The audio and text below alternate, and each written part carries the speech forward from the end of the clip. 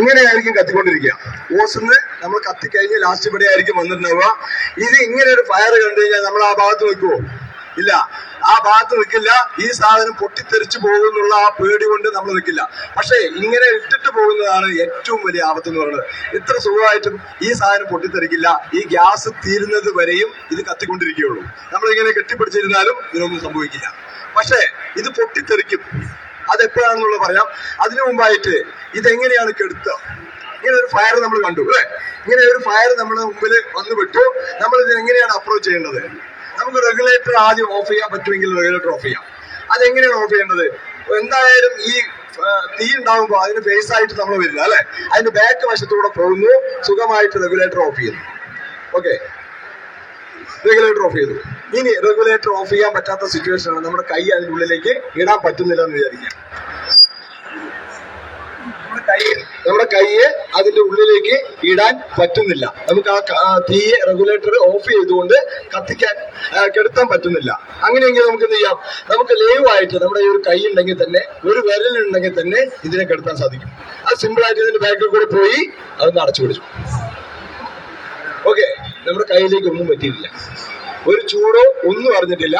ആ സുഖമായിട്ട് വീണ്ടും പോയിക്കൊണ്ടിരിക്കും. നമ്മൾ ഓഫ് ചെയ്യാം. പിന്നെ ഒരു സ്പാർക്കോ ഒരു ഫയറോ ഉണ്ടെങ്കിൽ മാത്രമേ തീകത്തുള്ളൂ. ഓക്കെ, നമ്മൾ കെടുത്തി കഴിഞ്ഞു. ഈ ഗ്യാസ് ഇങ്ങനെ തള്ളിക്കൊണ്ടുപോയിരിക്കും. നമ്മൾ റെഗുലേറ്റർ ഓഫ് ചെയ്യാൻ പറ്റിയെങ്കിൽ ഓഫ് ചെയ്യാം. തീ കെട്ടി കഴിഞ്ഞ് പറഞ്ഞാൽ നമുക്ക് സുഖമായിട്ട് അതിൽ ഓഫ് ചെയ്യാലോ. ഓക്കെ, അപ്പൊ ഇനി അങ്ങനെ കൈകൊണ്ട് വേണം കെടുത്താം. ഇനി അതുമല്ല, റെഗുലേറ്ററും അതുപോലെ തന്നെ കൈകൊണ്ടും കെടുത്താൻ പറ്റുന്നില്ല. ഇത് മൊത്തം ഇവിടെ കത്തിക്കൊണ്ടിരിക്കുകയാണ്. റെഗുലേറ്റർ അടക്കം ചിലപ്പോൾ കത്തിപ്പോവും അല്ലെ?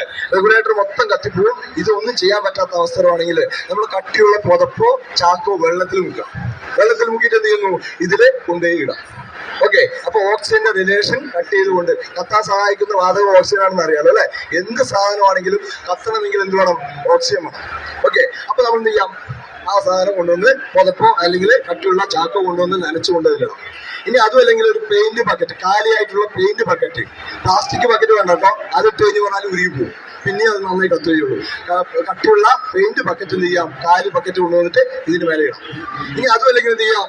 ഒരു ബക്കറ്റ് വെള്ളം എടുത്തിട്ട് എന്ത് ചെയ്യാം? ശക്തമായിട്ട് ഒഴിച്ചാൽ മതി. ആ തീ കെടും. തീ കെട്ടിട്ട് നമുക്ക് ഓഫ് ചെയ്യാം. ഓക്കെ, ഇല്ലെങ്കിൽ മണല് വാരിയിടാം. ഇതെന്ത് വേണമെങ്കിലും ചെയ്യാം. പക്ഷേ ഈ ഒരു ഗ്യാസ് ഫയർ എന്ന് കണ്ടതും അല്ലെങ്കിൽ കേട്ടതും അവിടെയുള്ള ആളുകളെല്ലാം ഓടി രക്ഷപ്പെടുന്ന ഒരു ടെൻഡൻസിയാണ് വരുന്നത് അല്ലെ? ഇങ്ങനെ ഓടുമ്പോൾ എന്താണ് സംഭവിക്കുന്നത്? ഇങ്ങനെ വിട്ടിട്ട് ഓടുക. ഇപ്പൊ നമ്മൾ കത്തിച്ചല്ലോ അല്ലെ? ഈ കത്തിച്ച തീ ഒരിക്കലും ഇതിന്റെ ഉള്ളിൽ പോയില്ല എന്നുള്ളത് മനസ്സിലായല്ലോ. ഇതിന്റെ പ്രഷറും അത് കത്താൻ സഹായിക്കുന്ന വാതകമായിട്ടുള്ള ഓക്സിജൻ എവിടെയുള്ളത്? വെളിയിലാണ് ഉള്ളത്. അതുകൊണ്ട് തന്നെ ഈ തീ വെളിയിൽ തന്നെ കത്തുള്ളൂ. ഇതൊരിക്കലും തീ ഉള്ളിൽ പോയി കിട്ടുന്നില്ല. അതുകൊണ്ട് തന്നെ ഇത് പൊട്ടിത്തെറിക്കുന്ന എപ്പോഴാണ്? ഈ ഗ്യാസ് കുറ്റി പൊട്ടിത്തെറിക്കുന്ന എപ്പോഴാണ്? നമ്മൾ ഇങ്ങനെ പേടിച്ച് ഓടുമ്പോഴാണ്. ഇത് അടുക്കളയാണെന്ന് വിചാരിക്കുക. ഈ തീയെ നമ്മളവിടെ കത്തിക്കൊണ്ടിരിക്കുകയാണ്, നമ്മൾ പേടിച്ചോടി. ഈ തീ എന്ത് ചെയ്യും? മറ്റുള്ള വസ്തുക്കൾ, അടുക്കളയിൽ കത്തുന്ന സാധനങ്ങളായിട്ടുള്ള മറ്റുള്ള വസ്തുക്കൾ ഉണ്ടാവും അല്ലെ? പ്ലാസ്റ്റിക്കോ മറ്റുള്ള മരങ്ങളോ ഉണ്ടാവും. ഈ തീ എന്ത് ചെയ്യും? അതിനെല്ലാം കത്തിക്കും. നമ്മൾ പേടിച്ചോടിയിരിക്കുകയാണ് അല്ലെ? നമ്മുടെ അടുക്കള മൊത്തം നിന്ന് കത്തും. ഈ സിലിണ്ടർ ആ തീയുടെ നടുക്കിലായി മാറും. അങ്ങനെയാകുമ്പോൾ ഇതിൽ നമുക്കറിയാം ലിക്വിഡ് പെട്രോളിയം ഗ്യാസ് ആണ് അല്ലെ? ഗ്യാസിന് വെള്ളത്തിന്റെ രൂപത്തിലാണ് സ്റ്റോർ ചെയ്തിരിക്കുന്നത്. നമ്മളൊരു വെള്ളം കുക്കറിൽ വെച്ച് തിളപ്പിക്കുകയാണെങ്കിൽ എന്തായിരിക്കും അവസ്ഥ?